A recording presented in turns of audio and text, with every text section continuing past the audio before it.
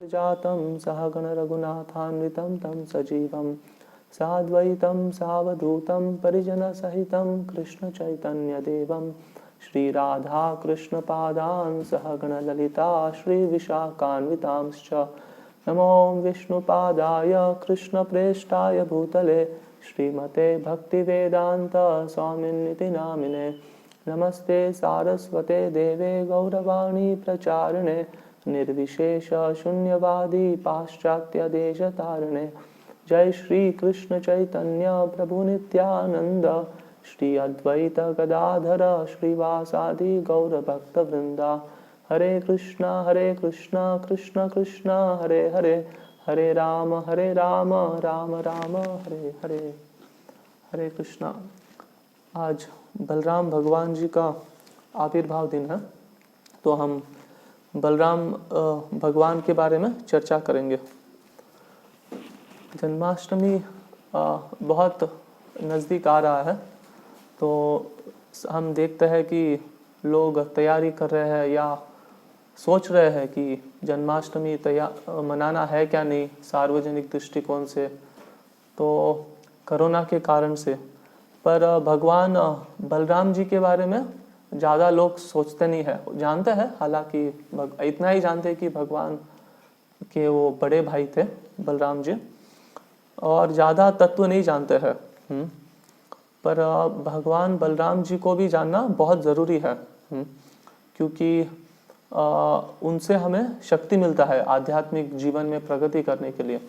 तो हम आज उनके बारे में चर्चा करेंगे। तो बलराम जी का आविर्भाव कृष्ण के पहले हुआ।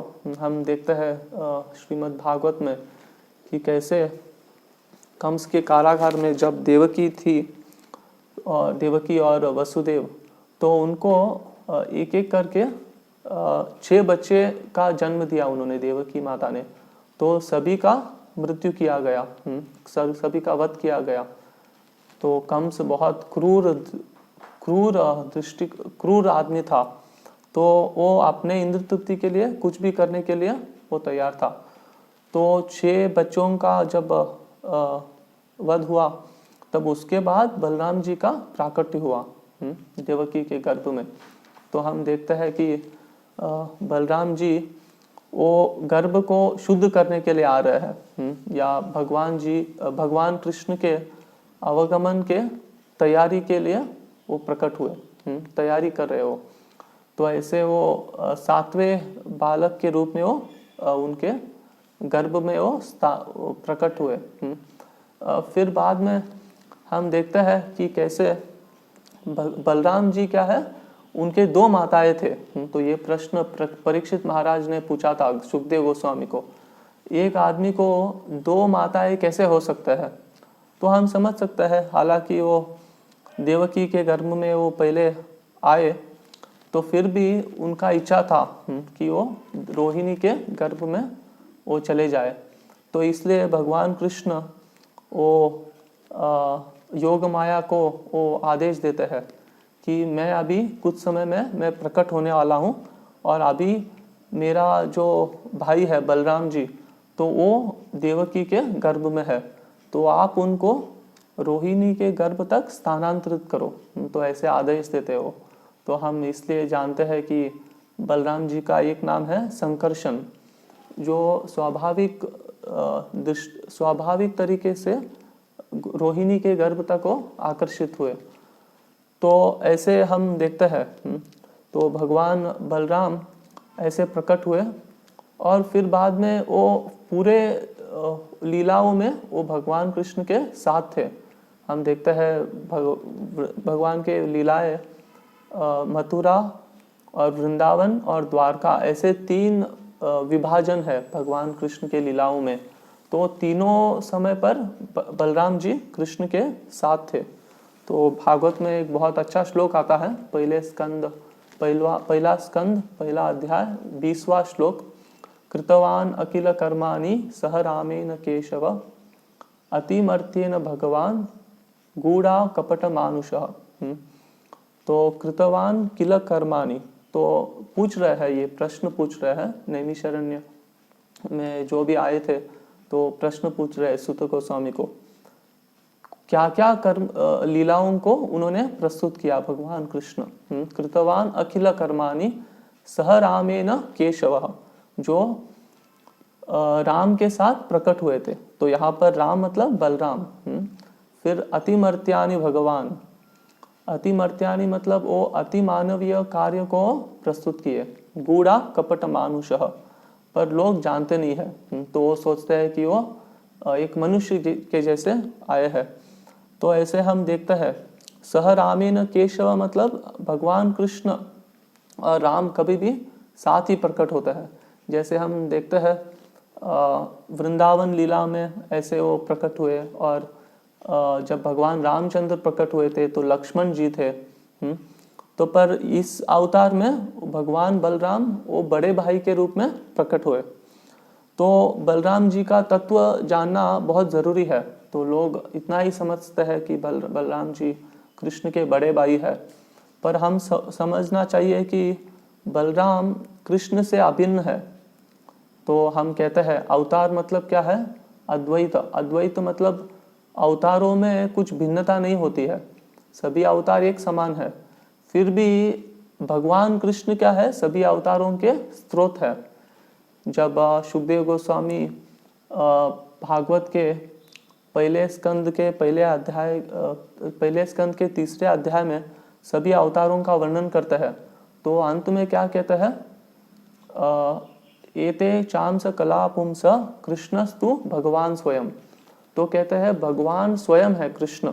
हालांकि ये सभी जो अवतार है, जो है नरसिम्हा, वराह, वो भगवान कृष्ण के या तो अंश है या कला है। अंश मतलब भगवान कृष्ण के एक भाग है, और कला मतलब भाग के भाग है। पर कृष्ण क्या है, वो स्वयं भगवान मतलब वो सभी अवतारों के स्रोत है। तो ये हमें समझना चाहिए। तो हालांकि कृष्ण भी अवतार के जैसे आते हैं, अवतीर्ण होकर आते हैं, प्रकट होते हैं, फिर भी वो सभी अवतारों के स्रोत है। और बलराम जी कृष्ण से वो अभिन्न है। तो पहले हमें कृष्ण तत्व को समझना चाहिए। तो चैतन्य चरितामृत में एक अच्छा श्लोक आता है, सर्व अवतारी कृष्ण स्वयं भगवान, ताहार द्वितीय देह श्री बलराम।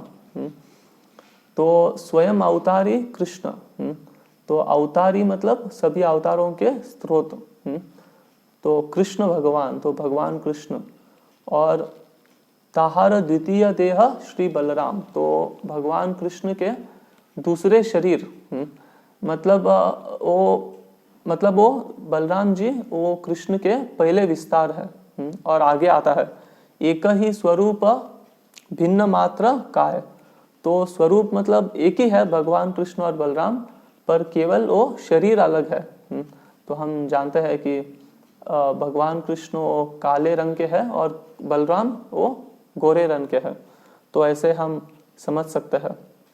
तो सभी अवतारों में अलग अलग अवतार है जो अपने अपने वो किसी उद्देश्य के साथ प्रकट होता है। और बलराम जी का मुख्य उद्देश्य है भगवान का सेवा करना। तो भगवान के बहुत निकटतम पार्षद है, निकटतम है बहुत। तो ऐसे हम समझ सकते हैं। और बलराम मतलब ये आध्यात्मिक शक्ति का एक आध्यात्मिक शक्ति है ये। तो हम बलराम जी का नाम में आता है बल करके, बलदेव, बलभद्र। तो मतलब हमें ये आध्यात्मिक शक्ति देते हैं आध्यात्मिक जीवन में प्रगति करने के लिए। तो उपनिषदों में एक श्लोक आता है, नायम आत्म बलहीनेन लभ्यः।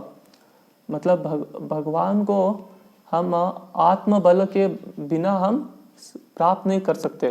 तो यहाँ पर बल मतलब ये बलराम जी है।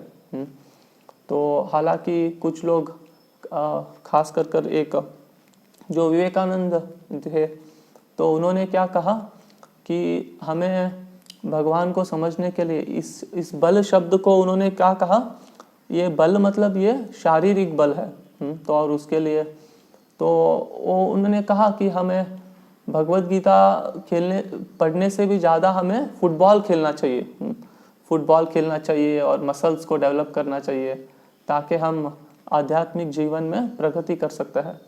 पर ऐसे नहीं है, क्योंकि आध्यात्मिक जीवन में प्रगति करना है मतलब हमें तपस्या करना चाहिए, जैसे हम आज उपवास कर रहे हैं बलराम जी के प्रसन्नता के लिए।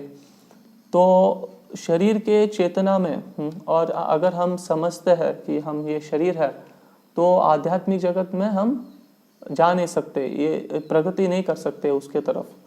तो इसलिए ये समझना बहुत ज़रूरी है कि बलराम मतलब ये आध्यात्मिक शक्ति देता है, तो ये भौतिक शक्ति नहीं है।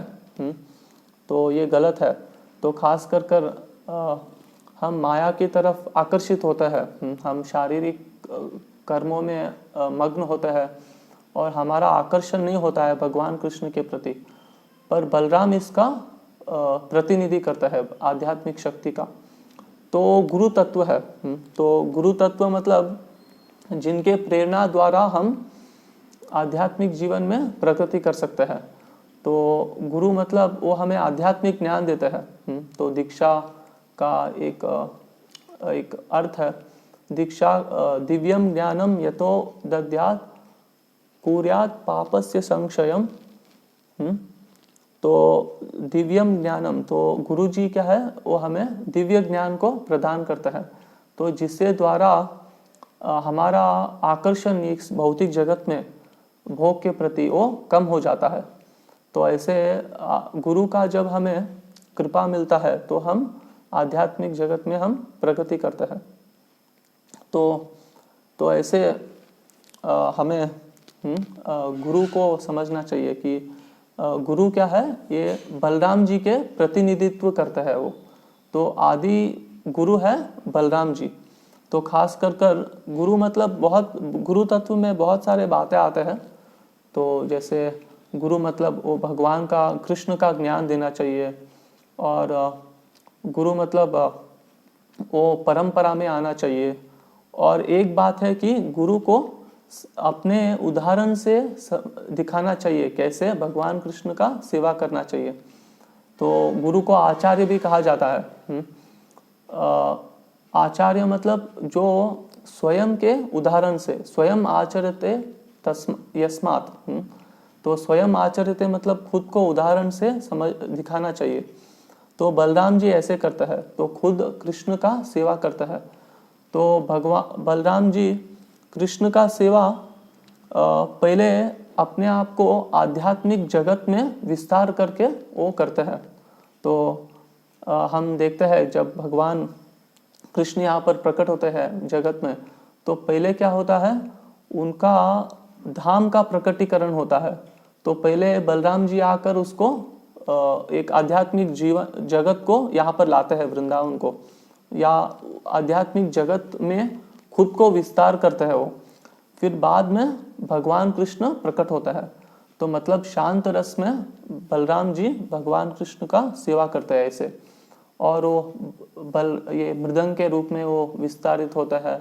और अलग अलग जो पैराफेरनेलिया हम इंग्लिश में कहते हैं, जो अलग अलग सामग्री होता है, तो भगवान कृष्ण का सेवा में, जैसे जब भी भगवान कृष्ण किसी वस्त्र को धारण करना चाहते हैं तो बलराम जी वस्त्र के रूप में वो विस्तारित होता है। और ऐसे अलग अलग रूपों में वो भगवान कृष्ण का सेवा करता है शांत रस में। फिर बाद में दास्य रस में, जैसे हम देखते हैं कि जब भी वो जंगल में जाता है तो गौओं के साथ वो खुद साथ जाते हैं कृष्ण के साथ, और जब भी कृष्ण थकते हैं तो उनका मसाज करता है। तो ऐसे दास्य रस में भी वो उनका सेवा करता है। और वात्सल्य रस में, तो उसके पहले दास्य रस साख्य रस आता है। तो साख्य रस मतलब मित्रता के जैसे, मित्र के रूप में। तो बहुत सारे ग्वाल बाल है वृंदावन में, और भगवान और कृष्ण वो सभी ग्वाल बालों के साथ जाते हैं। तो बलराम जी भी एक ग्वाल बाल जैसे है, वो कृष्ण के एक मित्र है। ग्वाल बाल नहीं है भगवान कृष्ण, बलराम जी स्वयं भगवान है, तो फिर भी ये मित्र के रूप में उनका सेवा करता है वो। तो ऐसे ये साख्य रस में। और वात्सल्य रस में, वात्सल्य रस मतलब क्या, तो वात्सल्य रस में जो भगवान कृष्ण से बड़े हैं तो वो इस रस में उनका सेवा करते हैं। जैसे नंद महाराज और यशोदा, तो यशोदा देवी हम देखते हैं कि खास कर वो हर दिन भगवान कृष्ण को वो कपड़े डालती है, तैयार करती है जाने के लिए बाहर, और फिर बाद में उनको वो खिलाती है, खाना खिलाती है। तो ऐसे अलग अलग सेवाएं करते हैं। तो बलराम जी कैसे वात्सल्य रस में सेवा करते हैं, वो खास कर कृष्ण को वो बचाते हैं। तो कृष्ण खुद में वो सक्षम है खुद को बचाने के लिए, तो फिर भी यशोदा माता को कभी भी डर होता है, क्योंकि जंगल में जाकर कहीं कृष्ण को कोई जानवर तकलीफ ना दे, क्योंकि बहुत सारे जानवर होते हैं जंगल में। तो इसलिए भगवान वो कभी भी यशोदा देवी को टेंशन आता है, तब रोहिणी देवी क्या करती है, उनको सांत्वना करती है कि बलराम जी वो बचाएंगे कृष्ण को करके। तो ऐसे वात्सल्य रस में, और अंततः ऐसे भी कहा गया है कि वात्सल्य वो माधुर्य रस में तो खास कर अनंग मंजरी है, वो श्रीमती राधा रानी की छोटी बहन है, तो उनके रूप में बलराम जी कृष्ण का सेवा करते हैं माधुर्य रस में। तो ऐसे पांचों रसों में भगवान कृष्ण का सेवा करते हैं बलराम जी। तो ऐसे स्वयं उदाहरण से वो दिखाते हैं। तो बलराम जी ऐसे स्वयं उदाहरण से सिखाते हैं हमें भगवान कृष्ण का सेवा करना चाहिए। तो श्रील प्रभुपाद जी भी तो वो आधुनिक समय पर वो बलराम जी का प्रतिनिधित्व करते हुए तो बहुत आध्यात्मिक शक्ति का स्रोत हुए बहुत सारे जीवों के लिए। तो हम देखते हैं वर्तमान काल में मतलब 30-40 साल पहले भारत का स्थिति भी बहुत बुरा था। तो कोई ठीक तरीके से गुरु तत्व का उदाहरण स्थापना नहीं किया। अभी भी हम देखते हैं। तो अभी के समय पर भी बहुत सारे ऐसे तथाकथित गुरु है। तो श्री और कौन है वो प्रसिद्ध है अभी के समय पर, सदगुरु करके। तो ऐसे बहुत सारे गुरु के नाम पर आते हैं, पर वो कृष्ण के बारे में ज्यादा बोलते ही नहीं है। ज्यादा क्या है, कृष्ण का शब्द भी नहीं लेते हो, तो वो गुरु नहीं हो सकते। पर प्रभुपाद जी क्या है, वो बलराम जी का या कृष्ण का सही में प्रतिनिधित्व किए वो। तो बलराम हम देखते हैं प्रभुपाद जी खास कर उनमें भगवान का शक्ति का आवेश हुआ था। तो नहीं तो ऐसे कार्य नहीं कर सकते। पूरे जगत में कृष्ण भक्ति का प्रचार करना आसान कार्य नहीं है। जैसे इस श्लोक में आता है, मैंने इस श्लोक का उल्लेख किया था, अतिमर्त्येन भगवान। अतिमर्त्येन मतलब भगवान क्या है, अति मानवीय कार्य को प्रस्तुत करता है। जैसे वही उदाहरण अगर हम लेंगे तो भगवान बलराम वो देवकी के गर्भ से रोहिणी के गर्भ तक वो आकर्षित हुए। तो ये अति मानवीय कार्य है, तो ऐसे हो नहीं सकता। तो हम अपने कर्मों के अनुसार हम बद्ध होकर हम जन्म लेते हैं, तो हम अपने माँ को चुन नहीं सकते। तो हालांकि देवकी भी वो भी क्या है, वो भी आध्यात्मिक है, भक्त है। तो और फिर भी हम, और यहाँ तक कि हम देखते हैं कि बलराम जी आगे जाकर एक गर्भ से और दूसरे गर्भ तक वो स्थानांतरित हो रहे हैं। तो ऐसे भगवान ही कर सकते हैं। तो उनका जन्म और कर्म दिव्य है। जन्म कर्म च मे दिव्यम एवं यो व्यक्ति तत्वतः त्यक्त्वा देहम पुनर्जन्म नेति मामेति सोर्जुन। तो ऐसे ही प्रभुपाद जी का भी कर्म क्या है, वो भी दिव्य है। तो वो भी भगवान के आध्यात्मिक शक्ति या योग माया के अंतर्गत वो होता है। तो हम सोच नहीं सकते कि कोई साधारण व्यक्ति कृष्ण भक्ति को पूरे जगत में वो फैला सकता है। वो भी प्रभुपाद जी उनके वो बुढ़ापे में जब उनका 65 इयर्स, जब 65 इयर्स का उनका आयु था, तो उस समय पर हम देखते हैं लोग क्या सोचते हैं, वो रिटायर होना चाहते हैं। तो उस समय पर प्रभुपाद जी ने ऐसे एक बहुत बड़ा कार्य को उन्होंने चुना हो, या उसका वो चैलेंज लिए हो। तो ये साधारण नहीं है। तो हम देखते हैं कि जो भक्त थे पाश्चात्य देश के, तो उनको गुरु के बारे में, कृष्ण के बारे में या बलराम जी के बारे में कुछ भी पता नहीं है। फिर भी प्रभुपाद जी के आदेशों को पालन कर कर उनको उनमें शक्ति आया। तो ऐसे भक्ति विकास स्वामी जी वो एक प्रवचन में बोल रहे थे कि कैसे ऐसे होता था उस समय पर, प्रभुपाद जी के समय पर, जो लोग हैं वो सोचते हैं थे कि बहुत हजारों शिष्य है करके, ये इस्कॉन आंदोलन में, क्योंकि हर समय हर जगह पर वो देखते थे भक्तों को, बहुत सारे एयरपोर्टों पर, बहुत सारे शॉपिंग मॉल में, तो ऐसे हर जगह पर भक्त क्या थे, वो फैले हुए थे। तो ऐसे लोगों को लगता था कि ऐसे हजारों हजारों भक्त है करके, पर ऐसे नहीं था। कुछ ही भक्त थे तो बहुत एक्टिव थे, क्रियाशील थे सेवा में, खास कर पुस्तक वितरण में। तो ऐसे वो ऐसे पुस्तक वितरण करते थे हजारों के संख्या में, दिन में 100 पुस्तक जाते थे। तो ऐसे पूरा मिलाकर हजारों के संख्या में पुस्तक वितरण होता था। और वो भी पुस्तक वितरण जो पुस्तकों में लिखा है कि हमें इंद्र तृप्ति का त्याग करना चाहिए, हमें मांस नहीं खाना चाहिए, हमें परस्त्री संग नहीं करना चाहिए, जुआ नहीं खेलना चाहिए। तो ऐसे सभी पाप क्रिया जो लोग करना चाहते हैं, जो लोग इसमें मग्न है, खास कर पाश्चात्य देश में, तो वहाँ पर ये पुस्तक वितरण कर पाना आसान नहीं है। तो ये साधारण लोग नहीं कर सकते। तो प्रभुपाद जी के शिष्य को ये शक्ति दिया गया था प्रभुपाद जी के माध्यम से।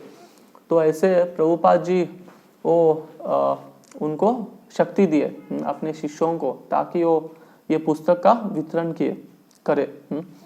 और ऐसे हम देखते हैं जो भी प्रभुपाद जी के पुस्तक भी पढ़े, तो वो भी बहुत सारा प्रगति किए, तो और वो भक्त बने और वो आगे आकर और पुस्तक वितरण करने लगे। तो ऐसे प्रभुपाद जी का जो प्रचार था तो पूरे जगत में वो फैल गया। तो ऐसे हम देख सकते हैं कि गुरु से क्या है, शक्ति मिलता है। तो प्रभुपाद जी जब भक्ति रसामृत सिंधु में, भक्ति रसामृत सिंधु करके रूप गोस्वामी का पुस्तक है, तो Prabhupada ji nectar of devotion करके वो इंग्लिश में उसका अनुवाद करता है। तो वो श्लोक नहीं देते, तो वहाँ पर वो क्या कहते हैं, वो श्लोक है, अन्याभिलाषिता शून्यम ज्ञान कर्माध्यनावृतम आनुकूल्येन कृष्णानुशीलनम भक्तिरुत्तम।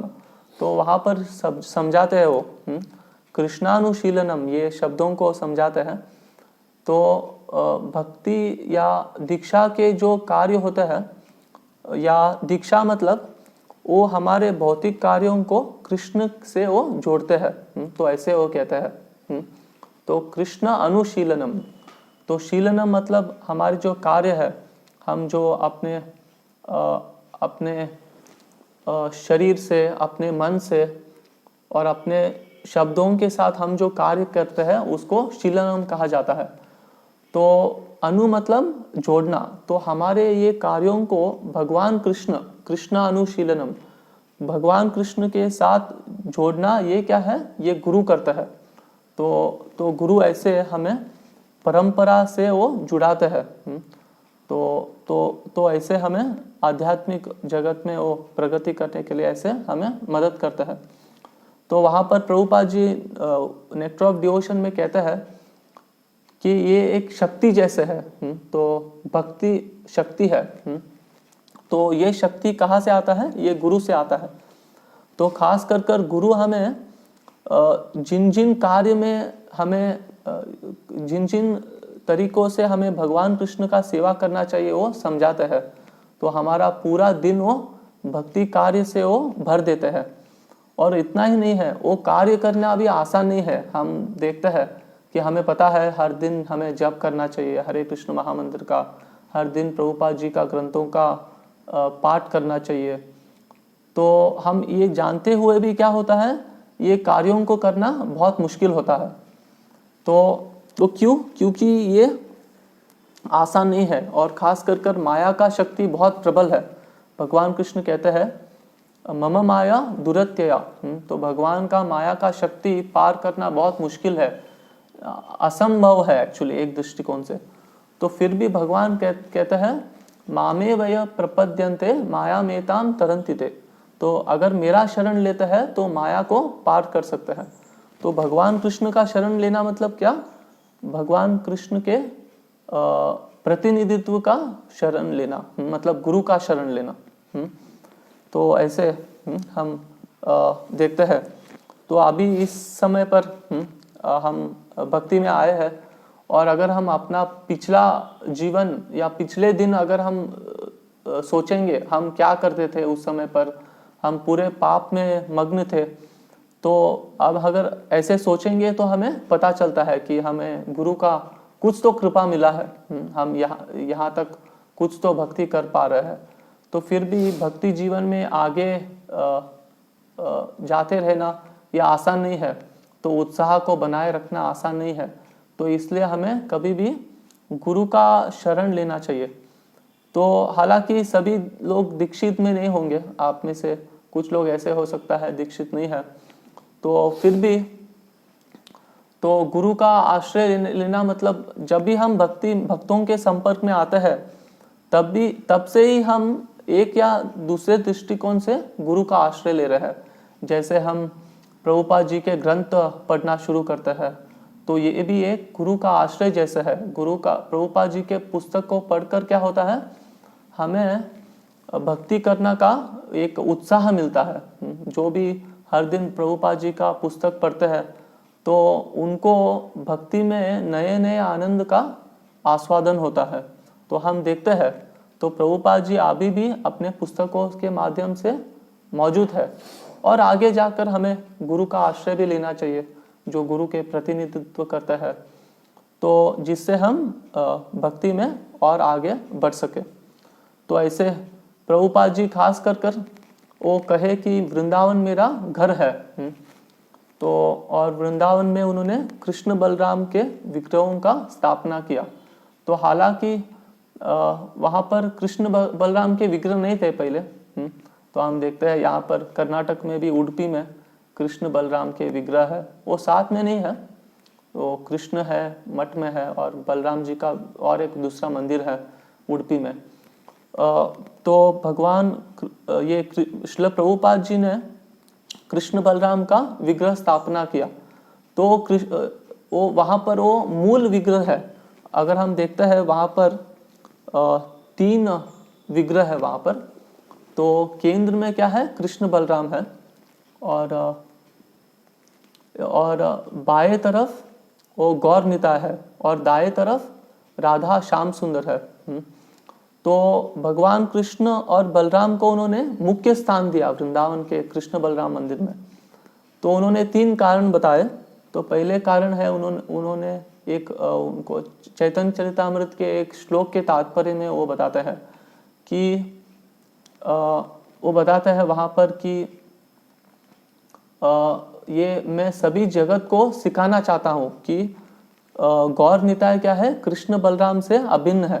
तो हम समझते हैं, हम जानते हैं कि चैतन्य महाप्रभु स्वयं कृष्ण है और बलराम जी क्या है, नित्यानंद प्रभु के रूप में प्रकट हुए हैं।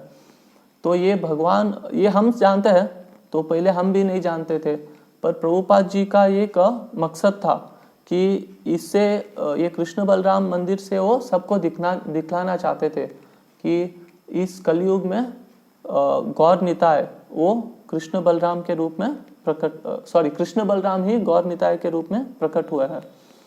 और दूसरा कारण है क्योंकि बहुत सारे राधा कृष्ण के विग्रह है और कृष्ण बलराम के विग्रह नहीं है। तो ये एक कारण था, उन्होंने कृष्ण बलराम का विग्रह को स्थापना किया। और एक कारण था खास कर उनको जो लैंड मिला था वृंदावन में, वो रमन रेती करके उसका नाम था। तो रमन रेती मतलब जिस भूमि पर कृष्ण और बलराम सभी ग्वाल बालों के साथ खेलते थे बचपन में, तो उसको रमन रेती कहते हैं। तो वृंदावन में बहुत सारे ऐसे अलग अलग स्थान हैं जहाँ पर कृष्ण ने अपने लीलाएं किए थे। जैसे वो कालिया दमन लीला किए, तो वहाँ पर कालिया घाट है। फिर बाद में बहुत सारे रास लीलाएं हैं, और ऐसे ये एक रमन रेती भी है। तो भगवान प्रभुपाद जी को जो लैंड डोनेशन में मिला वो क्या था, रमन रेती में था। इसलिए प्रभुपाद जी ने कृष्ण बलराम के विग्रह को वहाँ पर स्थापना किया। और हरे कृष्ण महामंत्र, तो इसमें भी क्या है, राम शब्द आता है। तो हालांकि हम सोचते हैं हरे कृष्ण महामंत्र में जो राम शब्द आता है वो भगवान राम जी को रेफर करता है, पर ऐसे है वो राम जी को भी है, राम जी का भी है नाम वो, पर बलराम जी का भी वो नाम है। तो एक्चुअली हम अगर देखते हैं कि भागवत में जब भी बलराम जी का उल्लेख आता है तो ज़्यादा कर राम करके शब्द आता है। जो मैंने एक श्लोक का वर्णन किया था, तो कृतवान अखिल कर्माणि सह रामेण केशव, तो इस श्लोक में राम करके आता है। तो और एक श्लोक है, जब गर्ग मुनि वो नामकरण संस्करण कर रहे थे, तब एक वो श्लोक आता है श्री गर्ग उवाच करके। तो वहाँ पर आता है कि राम करके ही शब्द आता है वहाँ पर। और ऐसे हम देखते हैं तो ये राम शब्द क्या है, ये बलराम जी ही है। और हम समझ सकते हैं कृष्ण और बलराम कभी भी साथ ही रहते हैं, वो कभी भी उनको हम सेपरेट नहीं कर सकते। तो ऐसे ये हरे कृष्ण महामंत्र में ये बलराम जी है। और खास कर वो बलदेव करके शब्द है, तो इससे हम समझ सकते हैं बलराम जी आध्यात्मिक जीवन में प्रगति करने के लिए हमें शक्ति देता है। तो आज के दिन में हमें खास कर प्रार्थना करना चाहिए भगवान कृष्ण बलराम जी को कि हमें आध्यात्मिक जीवन में प्रगति करने के लिए शक्ति दे करके। तो ये आसान नहीं है, तो हमने इसका चर्चा किया। तो हमारे आध्यात्मिक जीवन में बहुत सारे अप्स एंड डाउन्स होते हैं। कभी हम बहुत उत्साह से भक्ति करते हैं, कभी हम माया के वशीभूत होते हैं। तो ज़्यादा कर हम माया के वशीभूत होते हैं, तो हमें पर कभी कभी हमें महसूस होता है कि हाँ मैं माया में चले जा रहा हूँ, हमें महसूस होता है। तो पर हमें हर समय पता होना चाहिए कि माया बहुत शक्तिशाली है, और हमें हर समय प्रार्थना करना चाहिए। ये हम जो हरे कृष्ण महामंत्र का जप करते हैं, हरे कृष्णा कृष्णा कृष्णा हरे हरे, हरे राम राम राम हरे हरे, तो ये भी हमें बहुत सावधानी पूर्वक जप करना चाहिए और प्रार्थनात्मक भावना से कि हे कृष्ण हे बलराम, तो मुझ और हे श्रीमती राधा रानी, मुझे आपके सेवा में लगाओ करके। तो ऐसे प्रार्थना हमें हर दिन करना चाहिए। और ख़ास कर हम आज प्रार्थना कर सकते हैं भगवान बलराम जी से कि हमें शक्ति दे आध्यात्मिक जीवन में प्रगति करने के लिए, तो ताकि हम भक्ति में आगे बढ़ सके। तो हरे कृष्णा कृष्णा कृष्णा हरे हरे, हरे राम राम राम हरे हरे। कोई प्रश्न है तो पूछ सकते हैं।